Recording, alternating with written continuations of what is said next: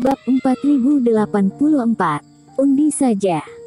Di antara kerumunan, sekelompok kultivator dengan kultivasi rendah gelisah. Terutama Arsoli dan Deno Wang semakin mengepalkan tangan. Jika benar-benar ada pertarungan, bagaimana kami akan mendistribusikan iblis monster? Tanya Taois Huangmu.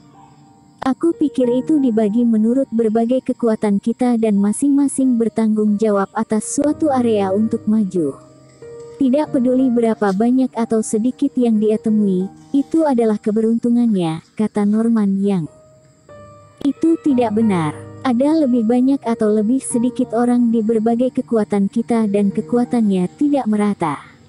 Keluarga Chen tidak takut berkelahi, tetapi kita takut seorang kultivator tertentu tidak akan dapat bertahan dan memengaruhi keseluruhan kondisinya. Tetua keluarga Chen menggelengkan kepalanya. Bagaimana dengan ini? Kita undi saja, kata Sugoyan. Walaupun jumlah kultivator di masing-masing pihak kita berbeda, pemimpin teman seiman pasti sangat kuat.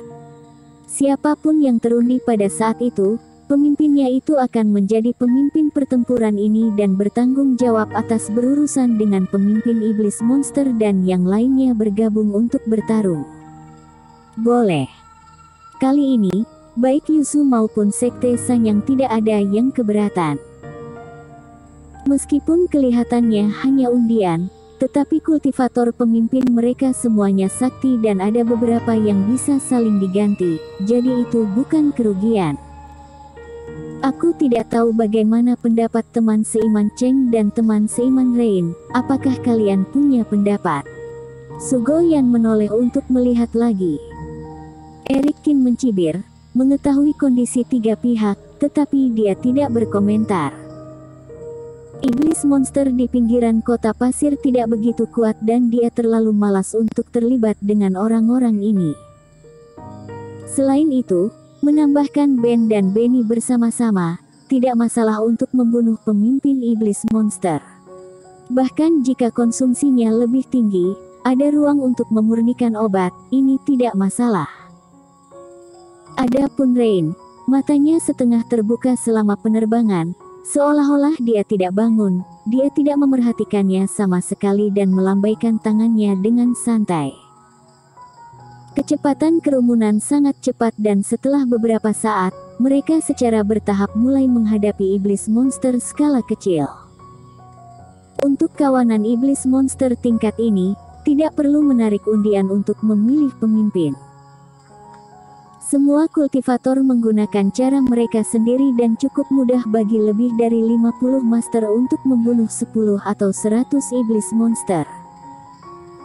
Tapi setelah bertarung dan terbang seperti ini selama setengah jam, jumlah iblis monster di sekitar mereka berangsur-angsur meningkat dan semua orang merasa sedikit kewalahan. Semuanya, aku bisa merasakan bahwa jumlah kalajengking pasir di depan kita mendekati angka 1000. Aku pikir sudah waktunya untuk memulai, kata Norman yang dengan hormat. Melihat yang lain tidak keberatan, Sugoyan mengeluarkan dadu emas khusus. Di antara para kultivator, mereka kadang-kadang bermain dengan barang-barang dengan judi fana sebagai hobi, tetapi setiap orang adalah pertapa abadi dan ada terlalu banyak metode, jadi barang-barang seperti dadu dibuat khusus dan tidak akan terkena gangguan apapun. Semuanya, kecuali aku, totalnya ada 5 kelompok dan masing-masing kelompok mengambil nomor. Jika angka yang keluar adalah 6, kita lakukan lagi. Sugoyan berbicara tentang metode yang dibahas sebelumnya lagi. Alasan mengapa dia tidak berpartisipasi di dalamnya adalah karena Sugoyan memegang piringan formasi di tangannya dan dia harus menjalankan piringan formasi untuk menyempurnakan jejaknya nanti, jadi dia tidak termasuk. Oke, ayo kita mulai dengan cepat. Rain menguap dan mendesak. Selanjutnya, para kultivator memilih nomor secara acak dan Eric Qin memilih angka 5. Ketika Sugoyan menjatuhkan dadu, angka yang muncul adalah 1. Thomas Lin mengerutkan kening, dia tidak menyangka keberuntungannya begitu buruk. Tuan Lin, biarkan aku menjadi yang pertama dalam pertempuran ini." Tapi pria tua berambut abu-abu dari Yuzu melangkah maju dan mengajukan diri. Segera setelah itu, pria tua berambut abu-abu memimpin kerumunan menuju iblis monster kalajengking pasir. Kalajengking pasir dengan jumlah hampir 1000 semuanya mengeluarkan teriakan marah ketika mereka merasakan serbuan para kultivator. Mereka mengebor tanah satu persatu, ekor kalajengking panjang mereka berdiri tegak dan jarum bersinar dengan cahaya dingin yang suram. "Para idiot ini, kami hanya menjarah wilayah dan kalian semua ingin keluar untuk mencari kematian. Matilah kalian." Melihat kalajengking pasir meluncurkan serangan pertama, pria tua berambut abu-abu mendengus dingin, reiki seluruh tubuhnya melonjak dan tingkat kultivasi 2 kegagalan fase penilaian terjadi ledakan instan. Ush! Jejak telapak tangan yang besar tersapu, menjatuhkan puluhan kalajengking pasir ke udara dan banyak kalajengking pasir tercabik-cabik dalam prosesnya, membunuh mereka seketika.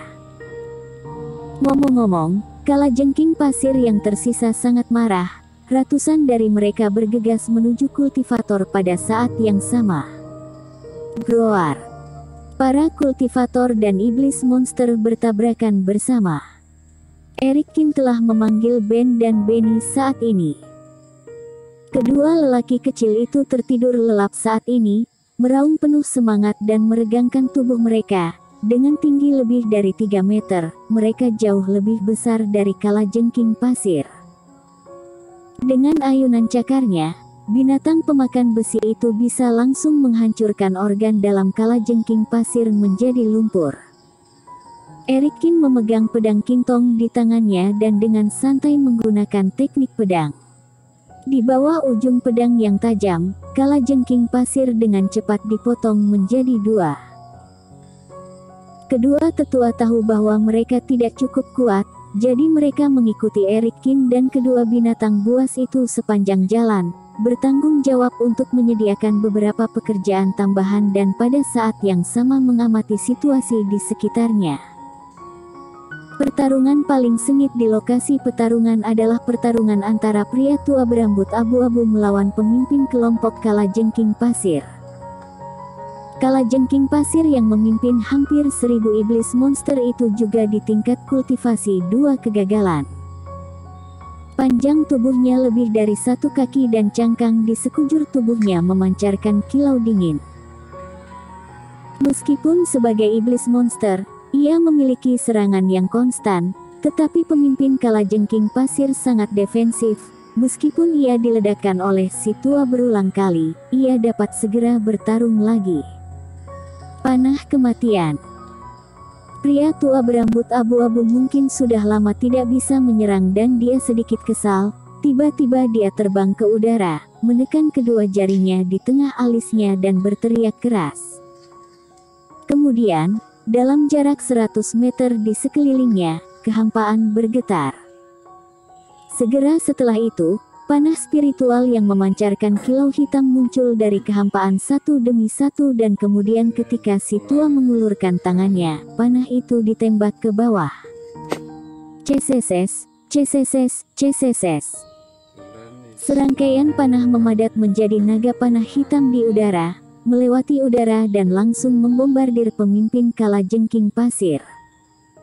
Pada awalnya, panah itu dipantulkan oleh cangkang padat kalajengking pasir. Tapi puluhan ribuan panah terus ditembak, bahkan cangkang terkuat pun tidak bisa menahannya. Setelah cangkang pemimpin kalajengking pasir dihancurkan, panah itu menyerbu ke dalam tubuh dan menghancurkannya menjadi abu. Melihat pemandangan ini, kalajengking pasir lainnya melarikan diri dengan panik dan pertempuran pun berakhir. Pria tua berambut abu-abu terengah-engah dan mendarat perlahan. Menggunakan teknik rahasia jelas sangat menguras tenaganya. Setelah istirahat sejenak, para kultivator berangkat lagi di jalan. Kali ini, setelah beberapa waktu, mereka bertemu iblis monster lagi. Kali ini giliran tetua keluarga Chen yang harus maju menghadapi hampir 1000 iblis monster. Tetua keluarga Chen memiliki pengalaman para tetua Yuzu sebelumnya, jadi dia langsung menggunakan kartu trufnya.